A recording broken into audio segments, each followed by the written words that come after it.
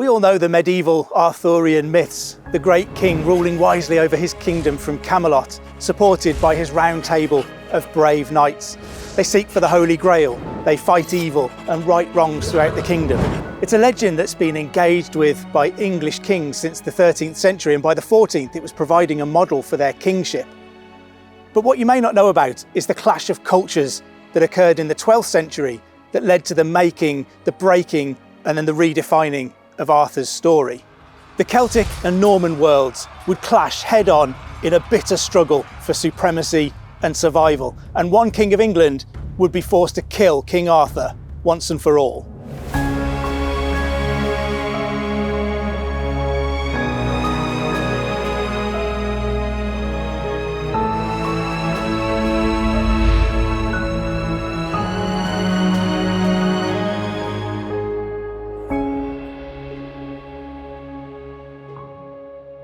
By the end of the 15th century, Thomas Malory was writing his famous Le Morte d'Arthur, the real version of Arthur that we would know and recognise today.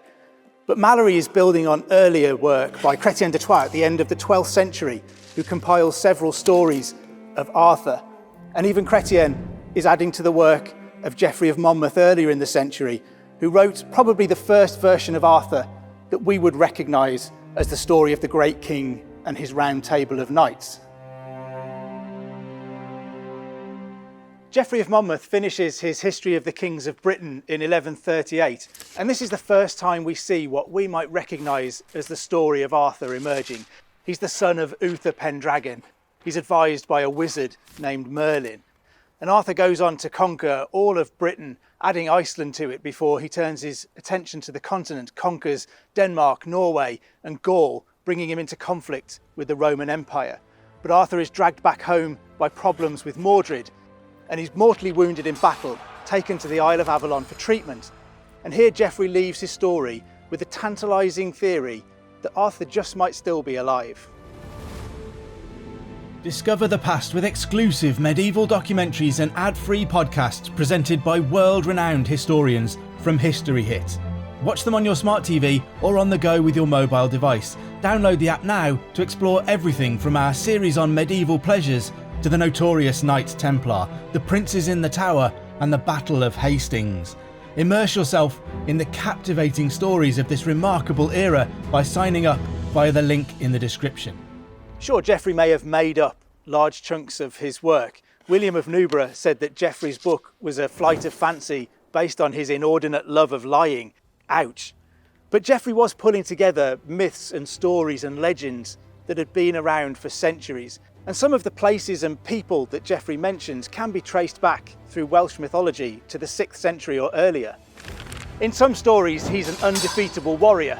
In others, he's the protector of all Britain, defending the Isle from foes, human and superhuman, giants, dogheads, dragons, and any other monster that invaded his lands. One of the earliest of these references is in the medieval Welsh poem Y Gododdin.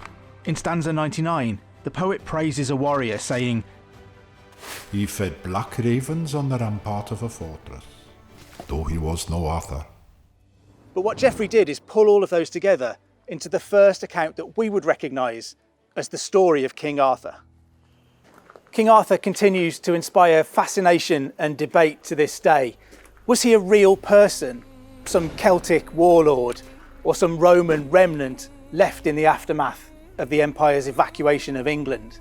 Is he a melding together of lots of real people to create one epic medieval hero? Or is he just a moral tale altogether made up to teach us about the temptations of the flesh destroying the perfect society? Some new Eden lost forever in England's green and pleasant lands. Nestled here in the Somerset Hills is Cadbury Castle, an old Iron Age and Bronze Age hill fort. But in the 16th century, the Tudor antiquarian John Leyland called it Camelot Castle, and local legend still holds to this day that this was the seat of the great King Arthur.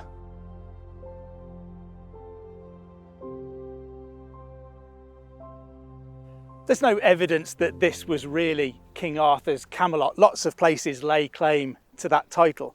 But it's easy to see why this would appear to be a brilliant defensible position that can see for miles around. It's the perfect position to dominate the countryside, and an ideal notion for locals of where Arthur might have based himself to pass out his wisdom across his kingdom.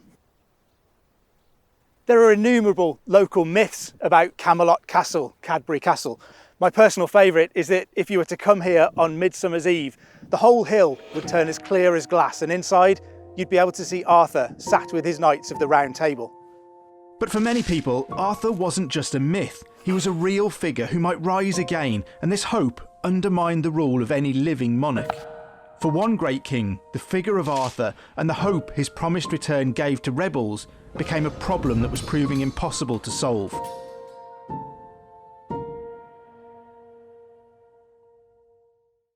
King Henry II, the first Plantagenet monarch and the founder of the Angevin dynasty, had a problem. He had several, but he was finding many of them easy to resolve. Few were able to stand against his mighty will, and he was a man famous for being able to reduce castles to surrender faster than any other alive. But one place remained frustratingly beyond Henry's control. That place was known as Cymru, the land of the people, Wales. In common with all post-conquest kings, Henry II wanted to get proper control of Wales. In 1157, just 3 years into his reign, he summoned all of his barons to Northampton and secured their agreement to accompany him into Wales.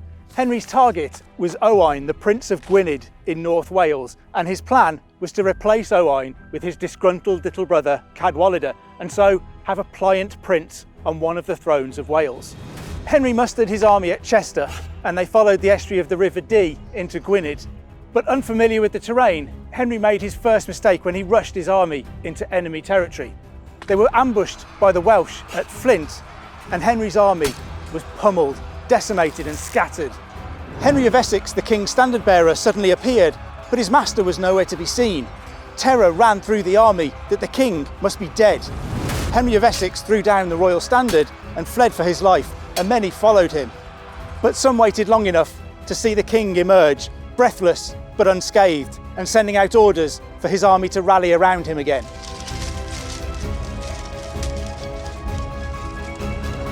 Reorganised and refreshed, the army pressed on into Wales, this time much more cautiously.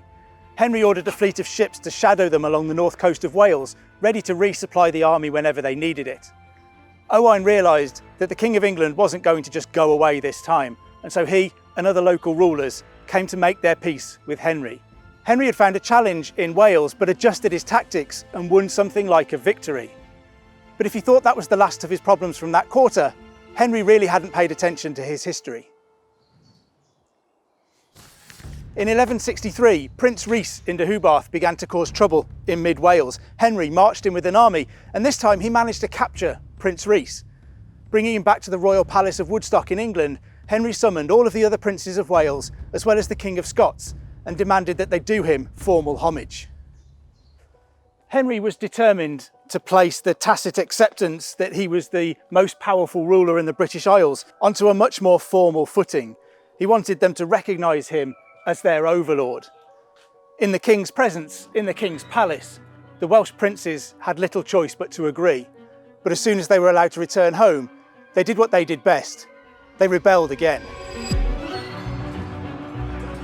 In 1165, Henry was determined to impose himself on Wales again. He mustered an army at Shrewsbury and led them into Powys, heading again for Owain's kingdom of Gwynedd. But the summer was torrentially wet. It left all the mountains and the paths slick with mud. The supply chain couldn't keep up with Henry's damp and demoralised army, and they were forced to pack up and go home. Once again, Henry's eagerness to be obeyed had got the better of him. Henry had been unable to crush Welsh resistance, in part because they clung to that Arthurian myth. And so he went about tackling the problem in a new way, a propaganda battle for the soul of Wales.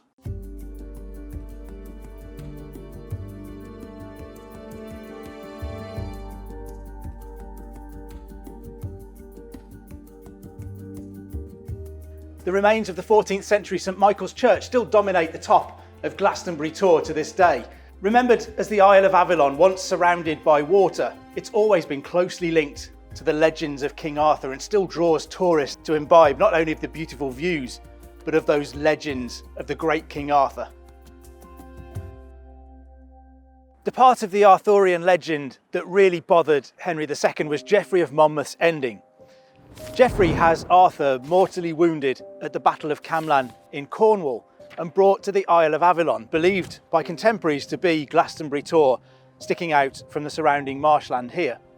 Arthur is treated for his wounds, but Geoffrey leaves us with a tantalising possibility that he didn't die at Glastonbury Tor and that he lived on. He engages with some Welsh mythology that Arthur is the once and future king who will one day come back to save his people.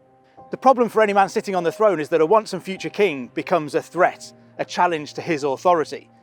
Arthur was being used by the resurgent Welsh to give them hope, and Henry didn't want the Welsh to have hope. He wanted them to despair so that they would submit to him. Henry ordered research into the legends of Arthur. People poured through his books in his libraries, and he listened to the tales of English storytellers. And all of this came together to paint a really vivid picture for Henry of Arthur's burial place, between two stone pyramids, some 16 feet deep in an oak hollow. After Arthur's death, his followers had gone to great lengths to hide the location of his burial from his Saxon enemies. This, Gerald of Wales claimed, was why there was room for the myths, like that of Geoffrey of Monmouth, that Arthur was still alive. Gerald goes on to tell us that in 1190 or 1191, a year or two after Henry's death, the grave was found exactly where Henry's research had said it would be. Between two stone pyramids, 16 feet deep in an oak hollow, the monks of Glastonbury Abbey discovered a grave.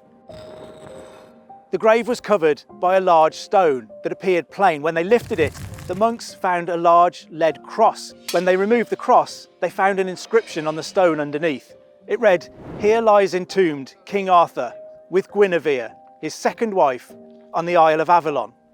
And so it appeared it really was King Arthur's grave, buried with Guinevere, who is described as his second wife, though who he'd been married to before is nowhere recorded. There was a perfectly preserved braid of her golden hair in the grave, and one over-enthusiastic monk jumped down, but when he lifted it up to show it to his brothers, it disintegrated and blew away on the wind. The monks also found in the grave a perfectly preserved sword, the sword of King Arthur, the legendary Excalibur.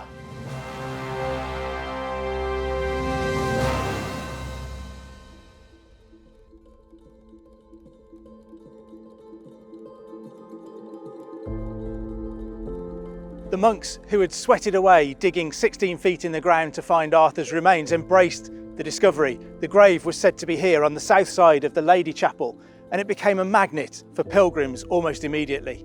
Why would a medieval monastery engage with the story of an early medieval warlord? The answer is both simple and complicated, but the answer is cash. Holding relics was a form of income for any cathedral or church, and the more important the relics, the more money they brought in. As King Arthur's star rose higher in the medieval firmament, having his relics here was something like a blank cheque for Glastonbury Abbey. And at a time when Richard I is beginning to squeeze every penny he can from his new kingdom to fund his crusading passions, then having Arthur here was suddenly a new form of income for Glastonbury Abbey that was too good to turn down. I've come to meet Dr. Cindy Wood, an expert in ecclesiastical history, to get to the bottom of this bizarre medieval mystery. So Cindy, we're here at Glastonbury Abbey at the site of one of Arthur's graves here. Why might the monks of Glastonbury in 1191 have been willing to engage with the myth and legend of King Arthur? Well, I think there's lots of reasons that Glastonbury would like to bring Arthur here.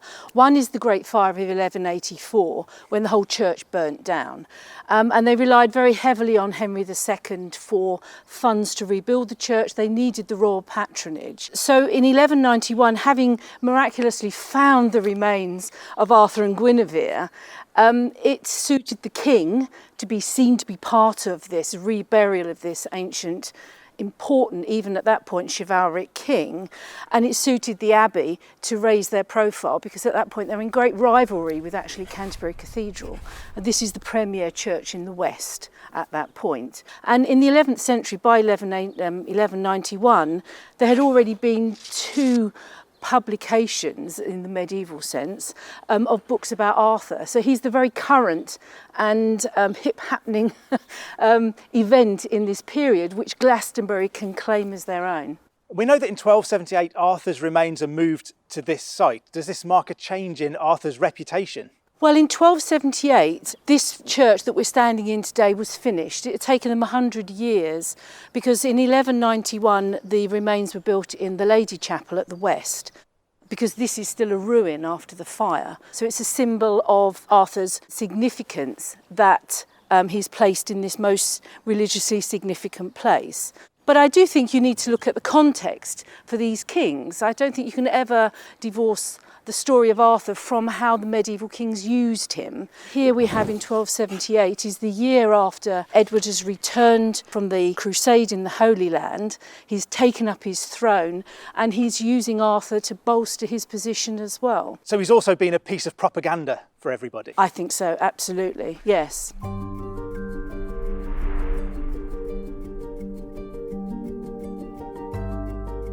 So they get moved later to this marble tomb and they become a pilgrimage hotspot. Arthur is a really interesting medieval conundrum in that sense, because most pilgrimage is to a religious site, to the site of the remains of a saint that has benefit to the soul of the person who visits there after death. Well, Arthur was never a saint. In many ways, we could see Arthur as perhaps the more tourist side of pilgrimage of this period rather than the religious. And I don't want to be cynical about this because I think it's just been pragmatic in the period. They could capitalise on these visitors going to other spaces. And he has connections and great resonance in Wales. This church is on the Welsh pilgrimage route. The Celtic church obviously has great strength and depth in Ireland. This church is on the pilgrimage route from Ireland. They came in from Bristol. So you have an increasing Englishness of Arthur and perhaps a forgetting of the Celtic. So just in case any Welsh people are looking for their hero Arthur, they can be sure he's dead and buried in here, but also that he was English as well. Absolutely. Glastonbury have claimed this ancient Celtic king and made him very, very English. In 1278, Edward I and his wife Eleanor of Castile were here to oversee the translation of Arthur's remains to their new gravesite before the high altar. The relics remained here until the dissolution of Glastonbury Abbey in 1539. The stone slab that had been across the top of the tomb is last recorded as being in the possession of William Hughes, the Chancellor of Wells, in the early 18th century. What happened to the relics after Glastonbury Abbey was dissolved, unfortunately remains a mystery. There's very little evidence about what happens. We have the two surviving letters from the commissioners to Thomas Cromwell about Glastonbury Abbey, in which they're really just talking about how much plate, how much cash, because the last abbot here, Richard Whiting, is actually executed on Glastonbury Tor. But we know that all of the relics of these things were just thrown into midden heaps. Even though he's a secular pilgrimage point, I think he probably suffered the same fate. So it's interesting how Arthur's reputation changes. He goes from this Welsh folklore hero to being claimed by the English, to being killed off by Henry II and then reclaimed and reused by future English kings. Well, I think he's a very useful way of viewing the medieval period. He's actually like a prism, and you can view Arthur through religious grounds. You know, the founding of the first church in England is meant to be in Glastonbury, and Arthur's links to that. You can look at it through politics, and the politics especially of Henry II and Edward I and Edward III, and how they used Arthur. Then you can see his chivalric role, which is not confined to England, and chivalry across Western Europe uses the idea of Arthur and the Round Table and his idea of chivalry. In all of those different contexts, you can look at Arthur and see they are a way of looking at medieval life and medieval thoughts, which is our biggest challenge as historians, to actually see what people thought in the period. Whether or not they believed he was real is actually immaterial, because it's how he was used that we as historians see it. He is a useful tool. Whether they saw it in those terms, it's a very modern way of looking at it, but they did use him. And what of the other great find in Arthur's grave that sword Excalibur.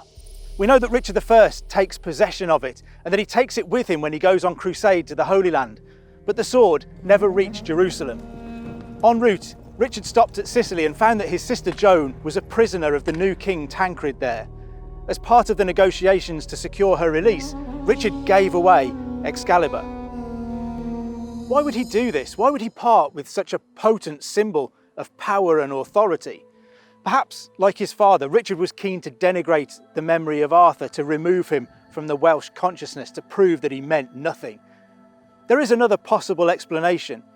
While he was in Sicily, Richard designated his nephew Arthur as his heir if he should die in the Holy Land without any children of his own. As part of the peace negotiations, a wedding was arranged between one of Tancred's daughters and Arthur. Perhaps Richard left the sword there, meaning Tancred to knight Arthur with it when he came there to be married, and return the sword to him so that there would be a new King Arthur, King of Britain, bearing the legendary sword Excalibur.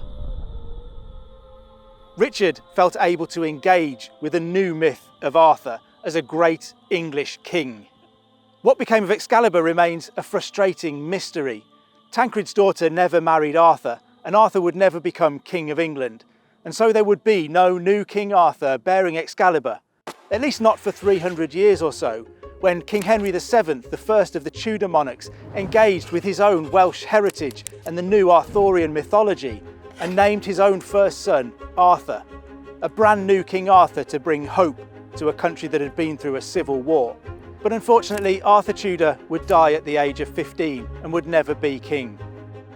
The stories of King Arthur were integral to the fabric of our medieval past, and nowhere is that more evident than at Winchester, once the capital of the Kingdom of Wessex and the seat of England's medieval treasury.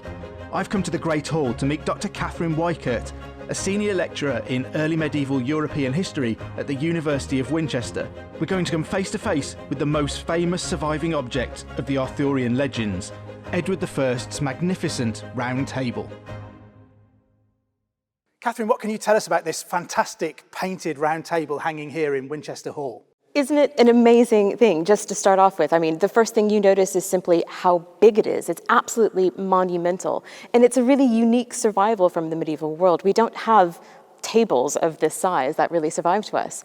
And I think what's so fascinating about this one is in so much as that it's pretending to be, maybe from the 5th century. This is actually something that's quite late in terms of Arthur, but it's right in the height of when Arthurian literature, Arthurian mythology, the height of chivalry starts really coming into play in medieval England.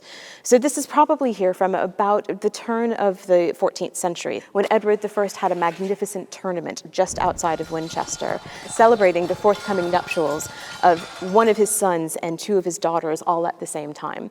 And we don't know much about that particular festival and that particular tournament, except that it was sort of within the Arthurian ideals. And Edward was a really passionate Arthurian. He believed in these ideals. He loved these stories. And so it's thought that that's perhaps one of these points when Edward I thinks about building this table, having this idealized Arthurian object, this round table of mythology here in the heart of Winchester, in this great hall.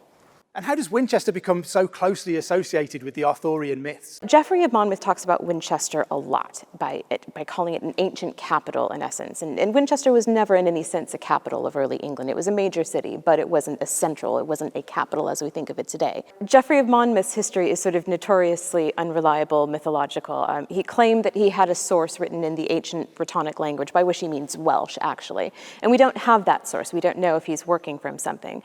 And then Monmouth's tale just kind of keeps getting told over and over. It's a very typical story of medieval adaptation.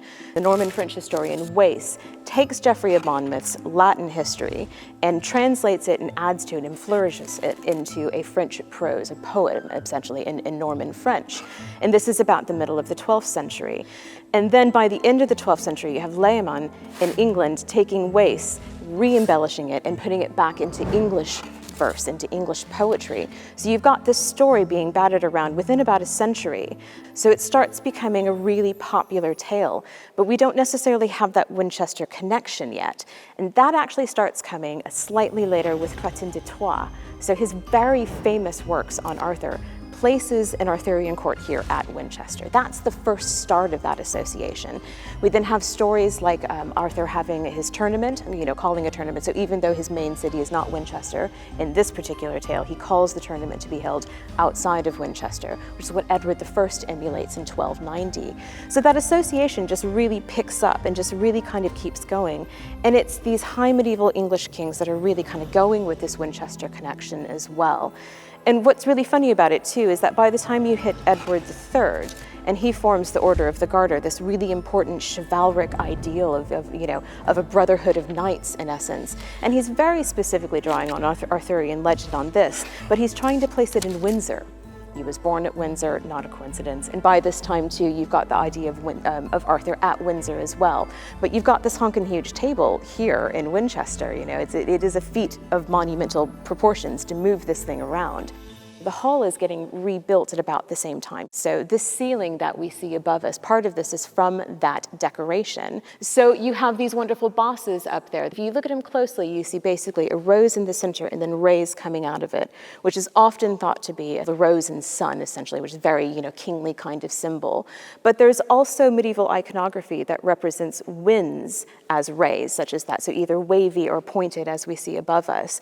And so there's an idea that this might be one of these really great medieval puns of those bosses represent Wind's door, winds made of gold, Windsor, right? So even though this table stays here, Edward III is trying to draw this connection between Arthur, Winchester, and more specifically Windsor to meet his purposes. But the Order of the Garter has another specific Winchester connection, and that the Bishop of Winchester is the prelate for the Order of the Garter, and still is today. So maintains that really close connection between the chivalric ideas, the Order of the Garter, King Arthur's ideas, and Winchester, between the table, the bishop, and this really terrible pun of the Windsor, trying to bring that all kind of, triangulate for Edward III. So the whole Windsor-Winchester-Arthur connection is really being stretched. But by 1486, Prince Arthur, the first Tudor prince, is being born here at Winchester to cement that connection as Camelot. Is that right? Yeah, the Tudors have a lot to answer for with this whole Arthurian thing, I think. And that goes back to this idea of legitimacy. If you're Henry VII, you've basically become king by right on battlefield. Richard III is dead, and so therefore it's a pretty easy answer as to why you have the throne, regardless of any claim that he has. So even though a battlefield legitimacy is a very specific kind of legitimacy, you also don't have that link to that line that either the Yorkists or the Lancastrians could have in their roundabout ways. So the Tudors are really drawing on this Arthurian legends. Arthur, the once and would-be and future king here, sort of actually personified, embodied in this young prince. And of course, when Arthur dies before coming king, Henry VIII has to then take on that mantle. He has to sort of, in some ways, become an idealized Arthur, both in the sense of being his brother and this king from the past. So this Arthurian connection to the Tudors was hugely important in terms of legitimacy, and also the sort of dangerous ways in which the throne could and might actually get claimed in different ways at this time. So it's sometimes about providing the roots that some monarchs didn't really have. Exactly, and that's something that's really common throughout the medieval period too. You have kings claiming Charlemagne on the continent. Of course, the Roman emperors find themselves descended from gods, funny enough. So this idea of drawing legitimacy through a deep past is something that is really, really constant in history. And in Britain, in England in particular, Arthur was kind of that ideal that could be held up, both as a future king, the once future king, the rightful king, a good king, and then giving you that sense of that deep past that you don't have otherwise. So the table and the whole building are being used as a theatre and a stage to deliver a message. Absolutely. The whole of the Great Hall and every iteration of it, every build of it was a part of a great theatrical performance of what it was to be king. So when Henry III rebuilt this place in the middle of the 13th century, the decoration on the gable end, on one side you had a mappa mundi, so a map of the entire world, and on the other side you had a wheel of fortune, so the idea that fortune can turn for any person, king, god, or man. So this is a part of staging your kingship. So this table was initially a table when Edward had it made. It was sat probably on the floor somewhere here. There's evidence for where a pedestal would have been in the middle and 12 legs around the side to support it. So it was a flat table. But by the time that Edward III is trying to make that Windsor connection, it's no longer really serving that purpose. So he hangs it up on the gable end behind the dais, and then it becomes a cloth of estate. It becomes a part of that performance of highlighting that hierarchy, highlighting highlighting the idea that this is the high end of the table. This is where the elite, this is where the king sits. And there's a really great irony, of course, of what's meant to be a representation of an egalitarian, 12 knights sitting around a table with no head directly behind the king, to use that to point out that I'm the king here, actually. It's all staging.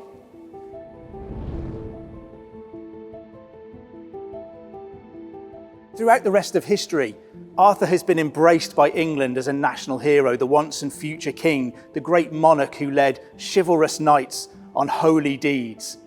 By the 16th century, Henry VIII is embracing the Arthurian myth for his own purposes. He has the Round Table repainted with the Tudor rose in the centre and a figure of King Arthur at the top that bears a striking resemblance to Henry himself.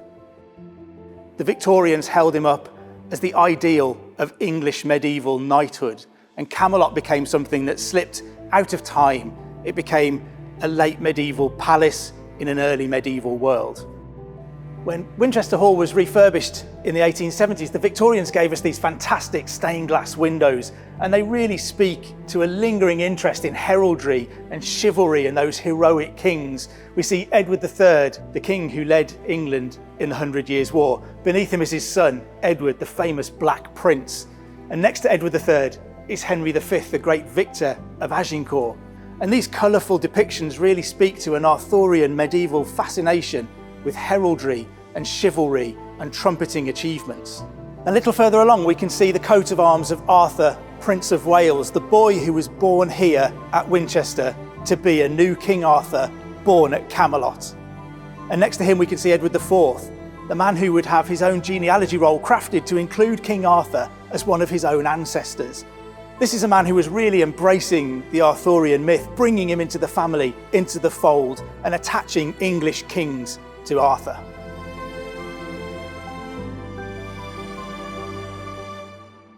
If the once and future king had been a threat, then the dead Arthur became a boon to medieval kings. They would trace their lineage back to him to reinforce and anchor their rights in ancient history. It was this killing of Arthur that allowed later medieval kings to adopt him as a revered ancestor at the pinnacle of chivalry and an ideal of kingship. All of this was only possible because Henry II had found King Arthur's grave. Or at least, so they said. He is Britain's greatest historical hero, a military genius, who miraculously saved Britain from invading barbarian hordes in the Dark Ages, and for over 1,000 years, a myth lost in the mists of time. I suspect there was actually a war leader called Arthur. But now, 21st century forensic archaeology is unraveling the mystery of King Arthur. There really is an appetite for this whodunit, this mystery. Our quest is to find the truth about King Arthur and his legendary Round Table.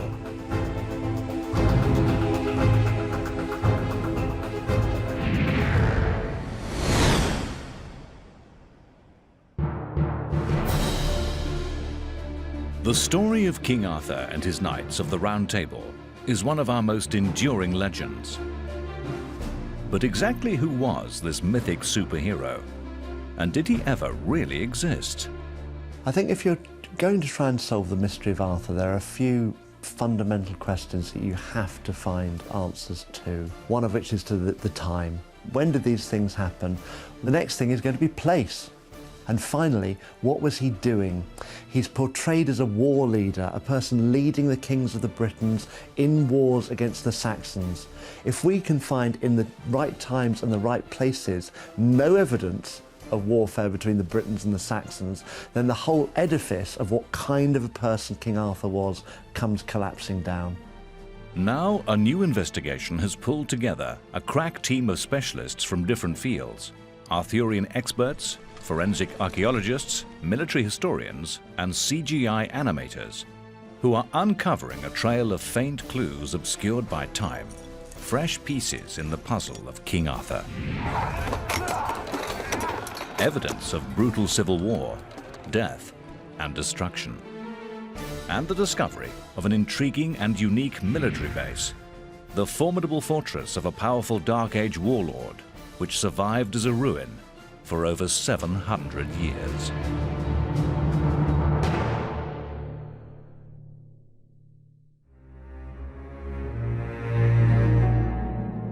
big problem was that the first stories of a King Arthur and his Knights of the Round Table were only written down in 1136 AD, 600 years after he actually lived, as propaganda for the monarchy.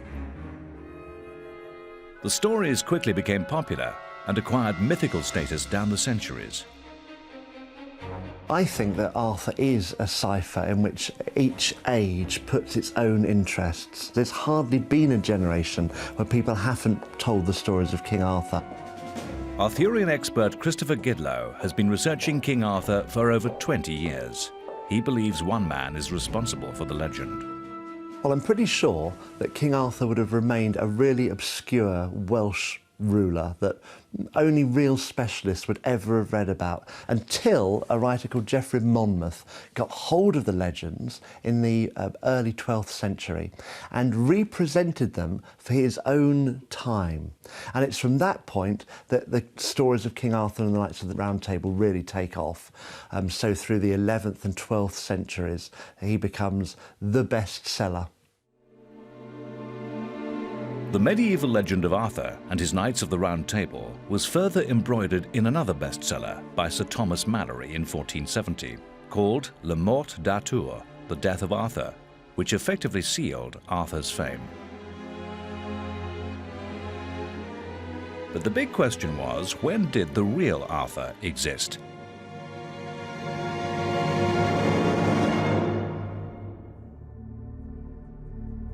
Or was King Arthur and his Round Table just a powerful legend, elaborated through centuries of medieval spin and modern fiction? Experts suspected the real Arthur was a powerful Christian warlord who emerged from the wreckage of Roman Britain after 410 AD to fight pagan Anglo-Saxon invaders in the so-called Dark Ages, following the catastrophic collapse of the Roman Empire.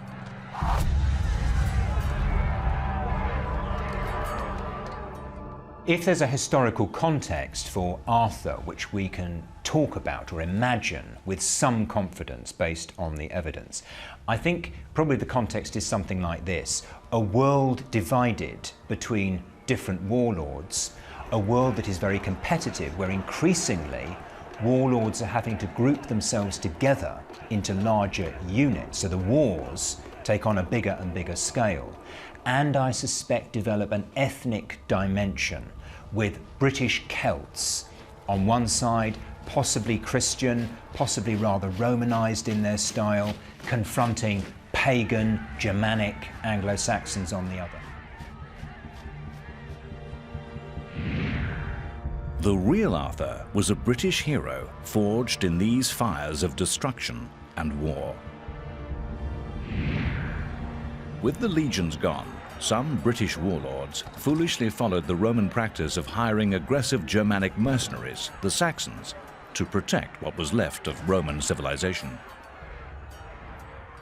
Buying in mercenary support because you haven't got enough armed men of your own continues in the post-Roman period, in this period where Britain is dominated by these warlords. But of course it is a double-edged weapon. Once the Germans suddenly realized that they were running the Roman army, they were making most of the decisions, they could see the goodies out there, then eventually the penny dropped that perhaps they could probably take over themselves. So the Romans were playing a dangerous game here.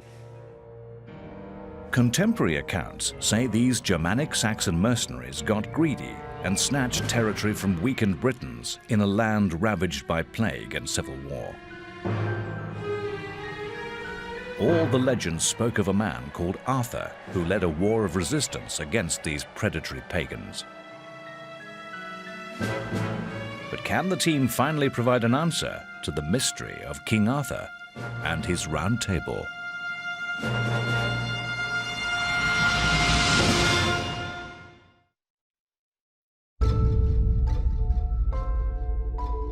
The quest to solve the mystery of King Arthur and his Round Table is the Holy Grail for historians. The truth is concealed by a 1,000-year-old myth superimposed over the legend, and the almost impenetrable black void of the Dark Ages. Little physical evidence actually survives, so it's hard to discover exactly when and where he existed.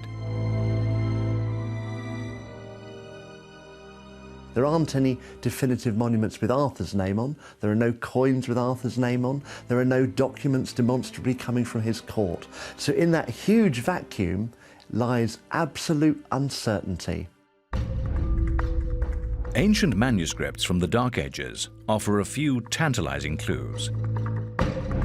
If you were to take every single surviving page relating in any way, shape or form to Arthur, page surviving of text, you would finish up with about 10 pages of A4. That's it. But the manuscripts do confirm Dark Age Britain was dominated by warlords, locked in a conflict with Anglo-Saxon invaders. Was Arthur one of these powerful warlords?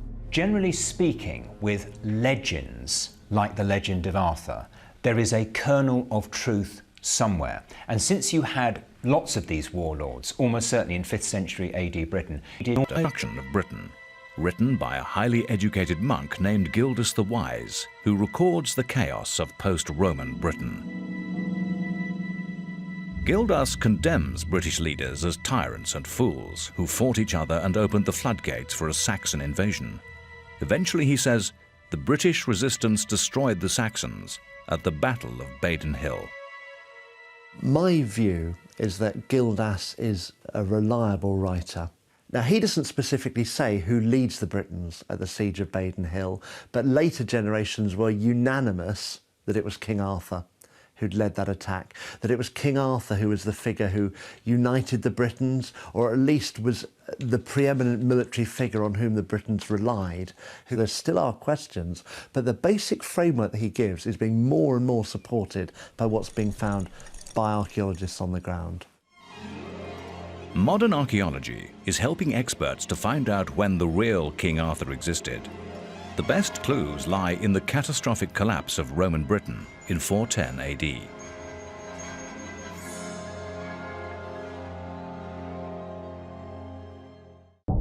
Roman civilization disappeared almost overnight, to be replaced with murder, rebellion, and ethnic conflict.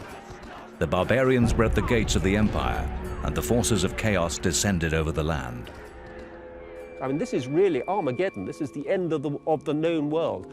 Living, no. Existence, yes. The end of Roman Britain is one of the crucial periods for understanding this country.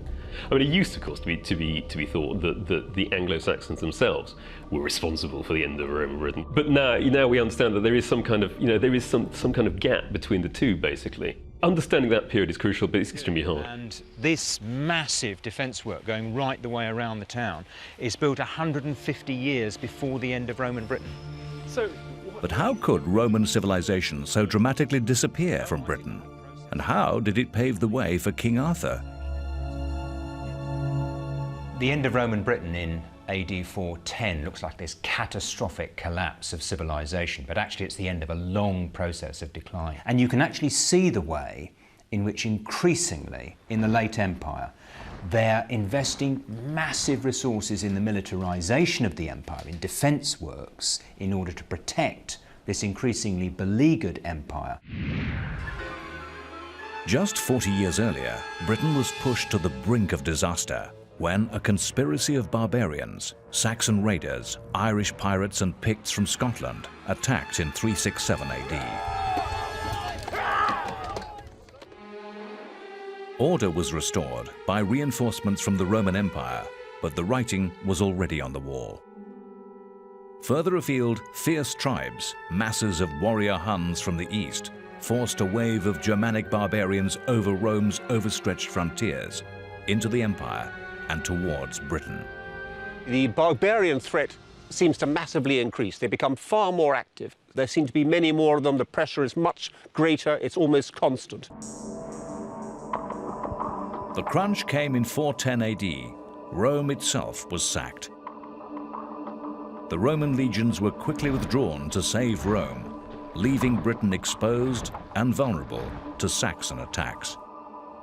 The province was plunged into chaos and into the black hole of the Dark Ages, from which Arthur emerged. The massive infrastructure of Roman Britain Towns, cities, and a highly sophisticated economy appeared to be wiped out in less than 2 generations.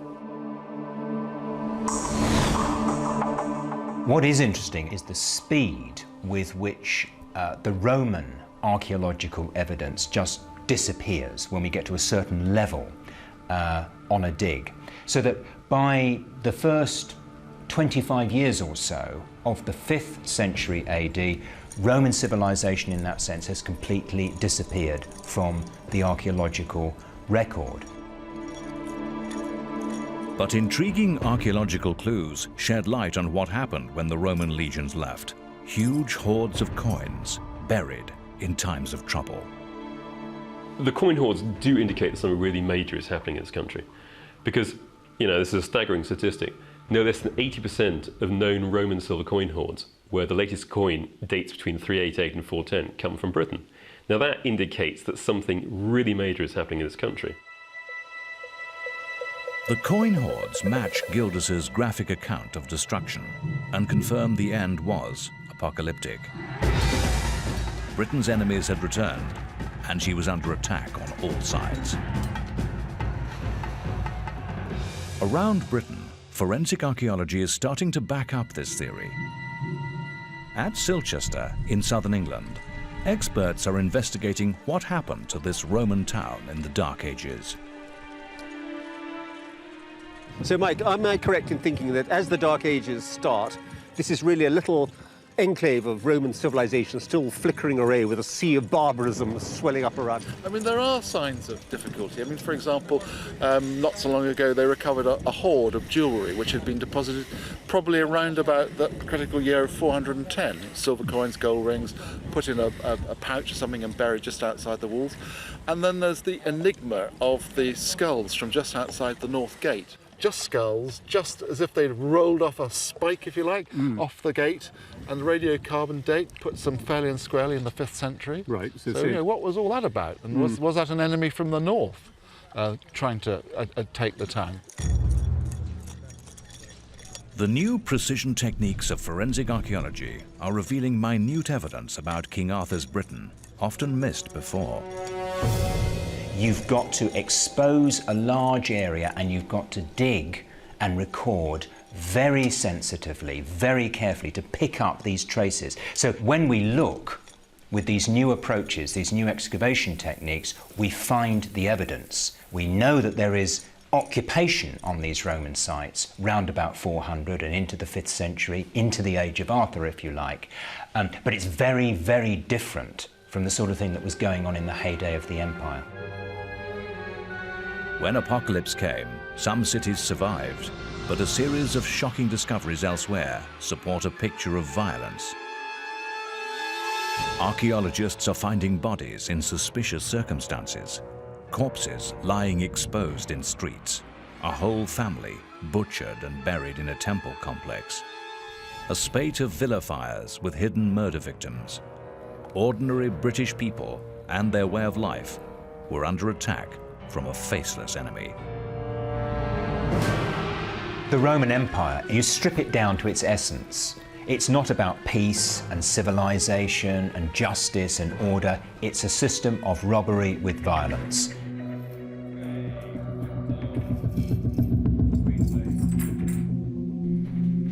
When the system collapsed in Britain, the fabric of society was ripped apart. The rule of law is replaced by the rule of the fist. Everybody just grabs what they want. Gradually, this spreads like cancer across the country. And so the lights really go out. What had been a fantastic civilization suddenly becomes a brutish hellhole of cutthroat anarchy, slaughter, filth, and total and utter darkness. Radical new evidence supports this picture of deadly destruction. Historian Stuart Laycock's meticulous detective work on British military equipment reveals that wars between British tribes increased the chaos of Arthur's Dark Age Britain. What is interesting in the late Roman period is that you suddenly get this kind of eruption of buckles and belt fittings across the country, often in civilian contexts. At the end of the Roman period, the British civilians were being armed. They were forming militias. Just before withdrawal from Britain, the Romans were training local government forces. rather like the Western military did in Iraq before departure. It was a spark in a tinderbox. Concentrations of these military buckles along the edges of tribal territories suggests that local warlords and their mercenary armies were now facing off against each other. Now it looks that eventually a strong leader, a paramount leader, seems to emerge. But somebody, as always does happen, becomes the great chieftain. He is more powerful, better equipped and armed and fed and led than anybody else. My feeling about what was happening at the end of Roman Britain is that you have essentially a failed state situation. And almost inevitably, like in Bosnia, that process of fragmentation would have been violent and unpleasant. Gildas said that Saxon mercenaries hired to protect Britain exploited the situation and threatened to ransack the island. Arthur must have risen out of this violent landscape to unify the tribes and protect Britain against the Saxon advance. But even with the testimony of Gildas and this new archaeological evidence, could the investigation pin Arthur down to a specific location? The biggest problems that we've got to solve is the British Isles is a very large geographical area. If we simply dig up anywhere that's at all connected with King Arthur in any of the legends, we might be in absolutely the wrong place. We've got to look at where plausibly King Arthur might have been located. Countless place names, monuments, and local legends surround the mystery of Arthur. He was everywhere and yet nowhere. But could Arthur and his round table be found where Roman cities survived, with sufficient people to mount a strong defense against Saxon attacks? Some of these cities hung on quite a long time. They were the last beacons of classical civilization, particularly the further west we get. You can't control the entire countryside in anarchy, but you can hang on to a city of perhaps 100 or 200 acres is probably a defensible site. In his historical account on the destruction of Britain, the monk Gildas the Wise says Saxon attacks increased with battering rams on British enclaves, and did not cease until, destroying the neighboring towns and lands, it reached the other side of the island and dipped its red and savage tongue into the Western Ocean. But the Britons fought back, and their battles with the Saxons raged across Britain. Hard evidence supports the story of Arthur's war against the Saxons. Archaeology shows a line of Saxon cemeteries extended far inland, indicating the limit of their occupation. As the Saxons colonized the east, the British resistance retreated to the west. Arthur's theatre of war, the front line, the war zone, was here. The strongest written evidence for Arthur's military campaign is the battle list in the Historia Britonum, the History of the Britons, written by an obscure Welsh monk called Nennius, who records Arthur's famous 12 battles against the Saxons and their allies, the Irish and the Picts from Scotland. The battle list tells us Arthur was a Christian warrior with God on his side, who fought the pagan enemy on many fronts. The team are still trying to identify the exact locations of the battles, but the latest analysis suggests Arthur attacked from secure campaign bases in the west, right into the heart of enemy territory. His crucial requirement, of course, was to keep his army fed. So he will have tended, I think, to have a number of bases scattered over a secure area where he wished to launch attacks from, postulating, I would think, possibly from Chester, going down to the Severn Valley. 6 battles were fought on rivers at Saxon strongholds, in Lincolnshire and elsewhere in eastern Britain, where the enemy could be ambushed. The 7th battle was fought in a remote Scottish forest just north of Hadrian's Wall. The 8th battle occurred at the Castellum of Gwinion, the old Roman fort located at modern-day Binchester near Durham. But then the tables turned with the 9th battle, and the enemy penetrated deep into British territory with a counterattack on the city of the Legion in the massive Roman fortress at Chester, but they were defeated by Arthur's army. 2 other battles were launched by Saxons into western Britain, near the Welsh border, but were again slaughtered by British forces. Finally, Arthur's last decisive 12th battle was fought at Mount Badon near Bath, which stopped the Saxon advance dead in its tracks. Arthur's forces covered an incredibly wide geographical area. Experts suspect the Roman road system was still in use, offering fast mobility for forces on the move. But did Arthur have an effective military weapon to combat the Saxon insurgents? And could it offer further clues to the location of his key military base and his round table?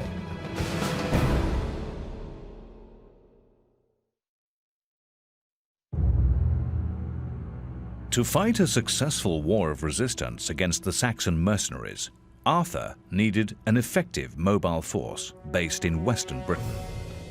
This man will know that there are 10,000 miles of road, there are 21 cities, so he should have a strategic vision of how to pull in resources, use the Roman road system to counterattack, move from areas where he knows there is food, so he should be able to coordinate a reasonably impressive campaign. It's the idea of a national leader emerging from the shattered, burnt-out remains of Roman Britain. But where would Arthur's forces come from? The frontier zone on Hadrian's Wall offers a few vital clues. In Roman Britain, we've always sort of looked at Roman forts and thought, well, when the Roman army pulls out, that's more or less it. But over the last 10 or 15 years, we're coming to realise more and more that people would be nuts to completely abandon these incredible facilities that the army have left behind. And the evidence for this is really sort of mounting up at this site, particularly inside the walls of the fort.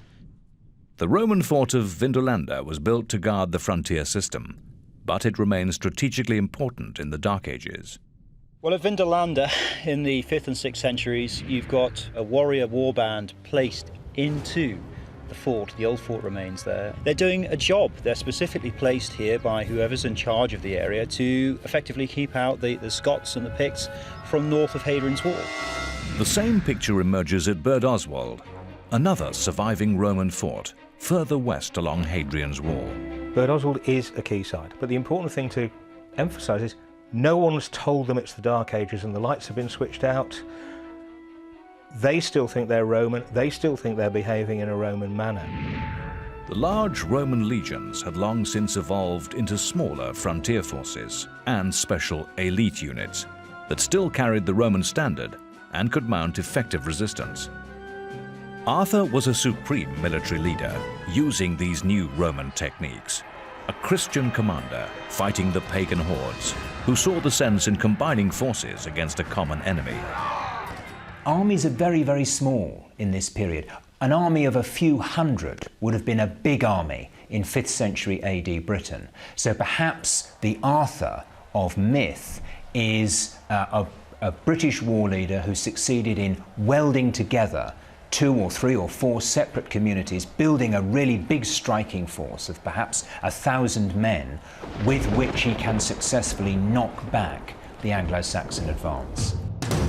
2 of the most powerful Dark Age kingdoms in Britain, Reged in the north and Powys in Wales, lay in the west, near the strategically sited Roman fortress at Chester. These kingdoms could have provided the military muscle for Arthur, and Chester's fortress city offered the perfect military base for uniting the British forces. Arthur's victories over the Saxons suggest he also had a formidable military advantage over the enemy. As well as infantry forces, mobile cavalry units were essential to late Roman patrols. These shock and awe troops cut hostile barbarians down in their tracks.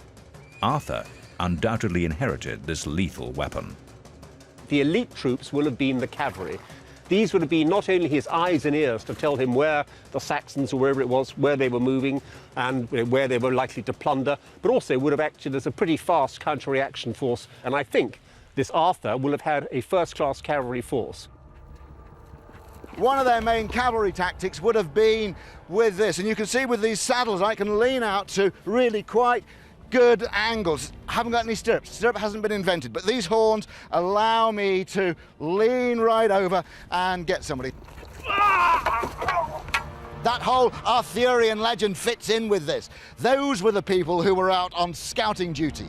Roman army had very sophisticated signalling systems with fire beacons and semaphore flags, and you could get a message 50, 60 miles in seconds. And so your cavalry could be a rapid response movement, getting to a trouble spot very quickly. One theory argues that Arthur's mounted forces were descendants of over 5,000 heavily armoured Sarmatian cavalry posted to Britain's northern military zone in 175 AD. Some experts believe that these tough Sarmatian cavalry troops, the ancient equivalent of heavy tanks, are the Knights of the Round Table of medieval legend. The use of cavalry, and possibly even, to some degree, armoured cavalry, seems very likely. If somebody was able to create a cavalry force of, say, 100 knights, if you like, with a certain amount of armour, and was able to train them to a certain degree, that force could possibly have had a decisive impact on the history of Britain in the period. The legionary fortress at Chester commanded the north and half of Wales. Chester's network of forts and signal stations would act as an early warning system of a Saxon attack, and evidence of Sarmatian cavalry has been found there. Archaeologists have recently unearthed further forensic evidence of Chester's strategic importance. The gruesome cemetery of a terrible Dark Age battle near the city. Finding a mass grave and a battle site is a very rare thing indeed. And it's clear that these guys were in the red mist of fighting. You know, if somebody goes down in front of you, you make damn sure they're dead. You don't just run them through or hit them once, you hit them several times to make sure they stay down. And rarely did they take prisoners, or if they did take prisoners, they executed them soon afterwards. Forensic archaeology suggests these warriors were killed by infantry and cavalry troops. He'd incurred 5 unhealed blade injuries, so 5 injuries that related to death. He incurred them on his eye, his right eye, and then 1, 2, 3, 4, 5, all across his skull, so attacking the skull possibly from above, from quite high up, so either a tall attacker or somebody on horseback. The mass grave contained over 120 skeletons, all apparently slain in battle with grotesque injuries. All of them were from the top, and all of them could have caused death. Tests on the skeletons revealed these men were powerfully built Saxon warriors who fought until the bitter end.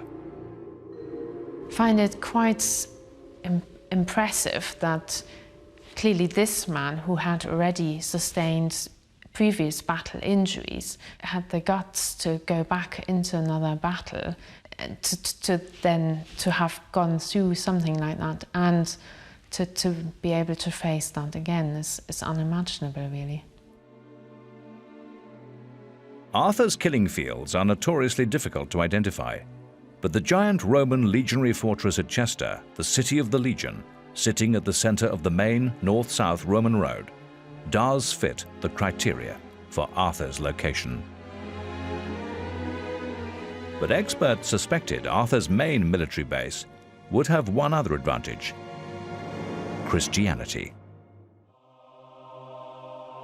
Gildas the Wise emphasized that the British were Christians fighting a holy war of resistance against pagan Saxons. And the battle list confirmed Arthur was a Christian warrior. Ever since the Roman Emperor Constantine the Great had defeated his enemies with the help of divine intervention, it was believed that armies which carried the cross of Christ before them in battle would be victorious. Christian martyrs became sacred symbols of God's power on earth. Gildas said that martyrs' shrines strengthened British morale, but the Saxons had cut off access to most of them in eastern Britain. This would make the city of Chester in the west the most logical strategic command base for Arthur. But the crucial question is, did it have the necessary links to Christianity and the Christian martyrs?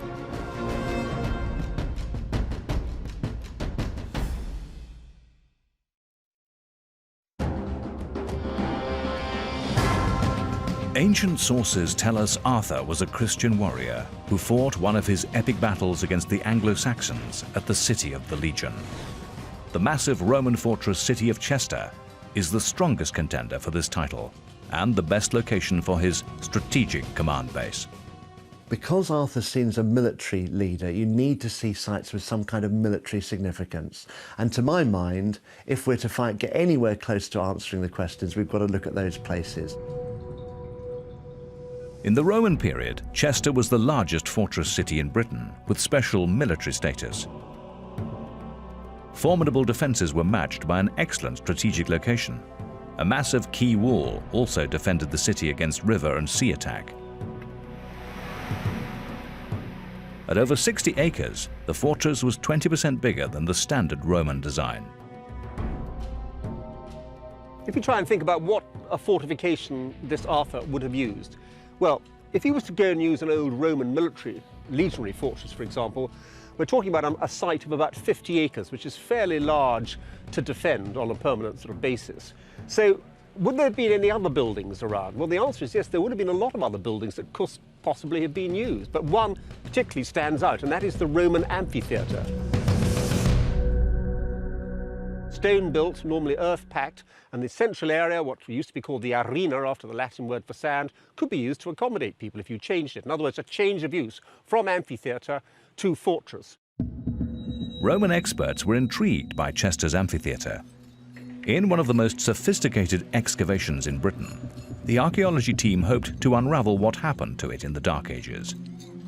Working with CGI animators, the team began to painstakingly reconstruct the amphitheatre. But just how big was it? Back in the early 3rd century, it was a monumental structure, probably standing to about 30 feet in height, with an external facade which would have included blind arches and colonnades, very much imitating the architectural style of amphitheatres, and potentially seating maybe 10,000 people. The discovery of a giant exterior arena wall confirmed it was the largest stone-built amphitheatre in Britain. Remarkably, the arena floor was only fractionally smaller than that of the Great Colosseum in Rome. This was Britain's lost Colosseum. At nearly 40 feet high, the structure entertained with a spectacle of slaughter, the ritual blood-spattered battles between gladiators.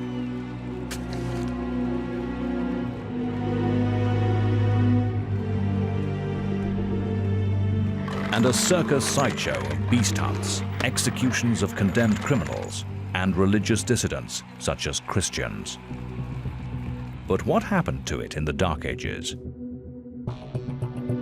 Sometime after the Roman legions left in 410 AD, the amphitheatre's main entrances were blocked up. Mysterious timber buildings appeared in the arena, and defensive towers were added. The amphitheatre was transformed into an impregnable fortress. Now, fortunately, this hypothesis has been tested because there is one precedent in France, in the great city of Nîmes down in the Rhone Valley. When the Roman city there collapsed, the inhabitants fled to their stone-built amphitheatre. They filled up all the arches and turned it into a complete and utter fortress. You have to do very little DIY to make it defensible.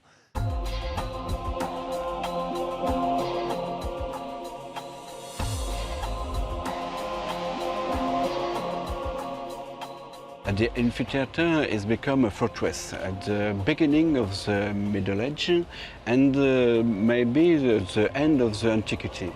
It's a fortress because the Roman city gets smaller, and maybe the oldest city of name is in the amphitheatre. So it's easy to close the arches, and the amphitheatre is not a building for a spectacle, is a fortress. There is another clue in the French town of Arles. Here, the Roman amphitheatre had been converted into a military base in the 5th century with impressive stone towers and fortified entrances. At Chester, the archaeological evidence reveals a remarkably similar story. But the investigation still needed a link to the Christian martyrs. The missing piece of the jigsaw came with a unique discovery in the amphitheatre. A heavy stone block was found at the dead center of the arena. It had lain there undisturbed for over 1,800 years. The archaeology team knew they'd found something very significant. It was a tethering stone, an anchor point used for tying up humans and animals to the center of the arena to prevent them trying to escape. The stone bore a strong similarity to a tether block shown on a mosaic found in a villa in southern Britain. We were all a little bit sort of awestruck. I think we started developing a sort of superstitious feeling about it, just to such a degree that when it was removed from where it sat in the arena, one or two of us, I think, felt quite nervous in the post-Roman period when they might have been thinking in terms of Christian martyrdom in the arena. It would have been potentially a very, very unlucky thing to do, to move a thing like this, and potentially it would have been to some degree venerated. Excavation revealed a timber building had been erected over the tether stone. It was a martyrium, a rare holy shrine erected in memory of Christian martyrs executed in the arena. This was a dramatic discovery. The tether stone and shrine is one of the most significant archaeological finds in Britain this century. Only one Roman martyr and his shrine has been identified in Britain. St. Alban was executed for his religious beliefs at Verulamium, now modern-day St. Albans. The power of his holy shrine attracted thousands of British pilgrims. The Christian monk Gildas said the Saxons had cut off access to these holy places, and only one other shrine existed, that of the martyrs Julius and Aaron, who had been executed at the City of the Legion. The same City of the Legion where Arthur fought one of his epic battles against the Saxons. Historians had searched for this lost site for centuries. Julius and Aaron were martyred in the City of the Legions, and as we know that Chester is one of the locations that went by that name in the Dark Ages, and now we've got this fascinating evidence that it could well have had a martyr's shrine in the centre of it. I think we're pretty much going towards the conclusion that this is the site that we've all been looking for. Gildas had provided the vital clue. The martyr's shrine in the amphitheatre was the missing link which established Chester as a special military and religious base for Arthur. The shrine was a hotline to God, a secret weapon to help Arthur's British forces destroy Saxons, the enemy of God. I don't think it's a great leap of faith to say if you were a leader trying to unite the Britons, trying to encourage them to that fight, you might well gain a lot of respect from controlling one of those shrines. If I were a Dark Age war leader, I'd certainly be looking for something like that, with a kind of sacred thrust to it, which would inspire my troops. It was believed that armies which carried their faith before them in battle were invincible. Martyrdoms in early Christianity were considered very important. Remember, the mindset of people 2,000 years ago was very different from what it is today. To die for Christ was considered to be the ultimate, because you would go to heaven and join Christ. So people thought, the faith is so important that I must defend it with my life. To be martyred for Christ would be considered the ultimate in sacrifice for your faith. The fortress citadel in Chester's amphitheatre was a centre of Christian resistance. It possessed a profound supernatural force, the almighty power of God, enabling Arthur to defeat pagan enemies. The blocked east entrance contained another tantalizing clue, a sacred chamber, possibly the crypt of an early church built in the amphitheatre. Eventually, it relocated outside the arena walls to become the medieval church of St. John, which survives to this day. The amphitheatre, however, rather like the real Arthur, seemed to vanish into history.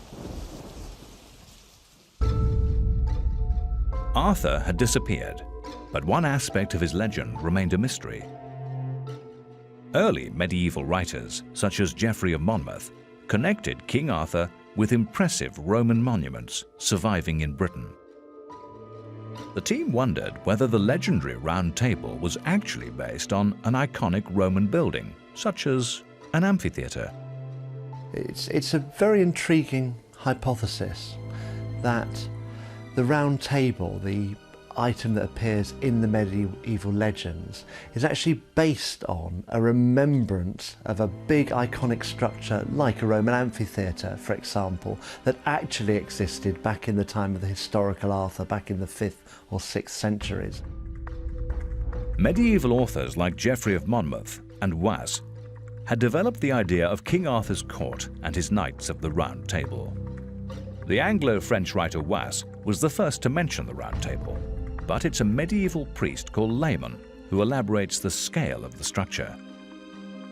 He explains that it's almost a magical structure made by a magical craftsman that King Arthur meets in Cornwall, but is portable, can be carried around with the king from place to place, but is a gigantic wooden structure that seats 1,600 or more of the king's vassals, of his knights and soldiers. So he's obviously thinking of something on the sort of scale of an arena. It's possible that both Was and Layman had heard about Chester's ruined amphitheatre from religious scholars in the city.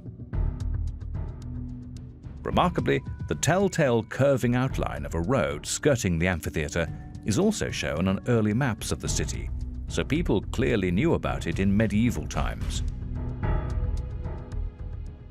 This business of the circular fortress and the link to the Round Table may all be part of the same thing. There were this was the largest civic buildings really in the country, besides some basilicas. These amphitheatres were major constructions, not many of them dotted around. As I say, they were by many of the Roman great cities and legionary bases. Chester would be an ideal example. So, had this sacred Christian site led medieval writers to fuse fact with fiction?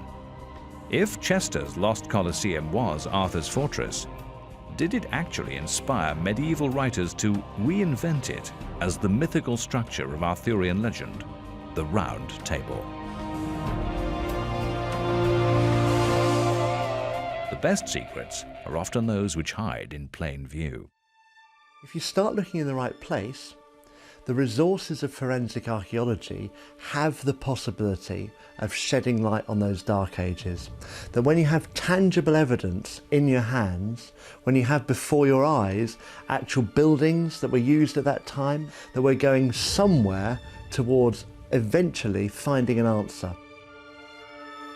Despite the millions of words and thousands of books written about Arthur, he is still a shadow in history. But the experts agree that Arthur did exist, and their investigation has finally found his legendary Round Table. I suspect there was actually a war leader called Arthur, who was perhaps among the most successful of these 5th century AD warlords, of whom there were so many. It's still, I think, possible that somewhere underneath the soil there is a monument with the name of King Arthur on it, which will prove once and for all that he did exist. Ultimately, though, after holding the Saxons back for 40 years, the British resistance failed, and new embryonic Anglo-Saxon English kingdoms emerged into the light of recorded history.